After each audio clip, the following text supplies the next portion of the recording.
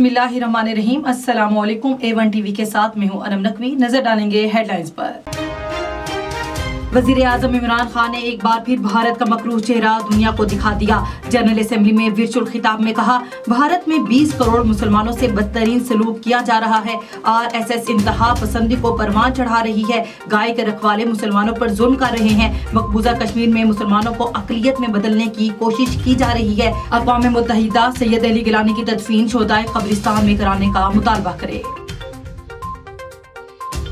Pakistan corona से निपटने में ताहाल कामयाब रहा है। वबा से निपटने के लिए तरक्की पजीर ममालिक के कर्जों को रिस्ट्रक्चर किया जाए। वजीर आजम इमरान खान का अक़वाम मुत्तहिदा जनरल असेंबली से वर्चुअल खिताब। कहा, दुनिया को कोरोना मईशत और माहौलियाती तब्दीलियों जैसे चैलेंजेस का सामना है। पाकिस्तानी माहौलियाती तहफ़्फ़ुज़ के लिए इनकलाबी इक़दाम उठा रहा है।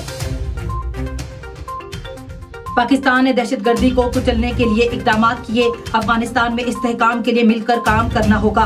वज़ीर ख़ारजा शाह महमूद कुरैशी की न्यूयॉर्क में प्रेस कॉन्फ्रेंस। कहा, अमरीकी वज़ीर ख़ारजा से मुलाकात में कुछ लेने नहीं किया था, मकसद गलतफहमियां दूर करना था। अफगानिस्तान में जामे हुकूमत पाकिस्तान की ख्वाहिश है, सही हिकमत अमली ना अपनाई तो हालात बिगड़ सकते हैं। वज़ीर ख़ारजा ने जनरल असेंबली के सदर अब्दुल्ला शाहिद से भी मुलाकात की।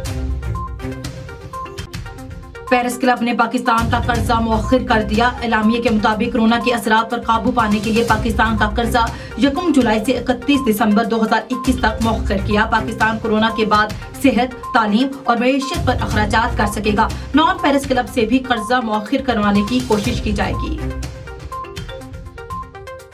भारतीय वजीर आजम मोदी की वाशिंगटन आमद पर भारत मुखालिफ नारेबाजी। सिख और कश्मीरी कम्युनिटी का व्हाइट हाउस के बाहर मुजाहिरा। मुजाहिरीन का कहना था, मोदी और भारत का असल चेहरा बेनकाब करने आए हैं। खालिस्तान और कश्मीर की आजादी दुनिया पर कर्ज है।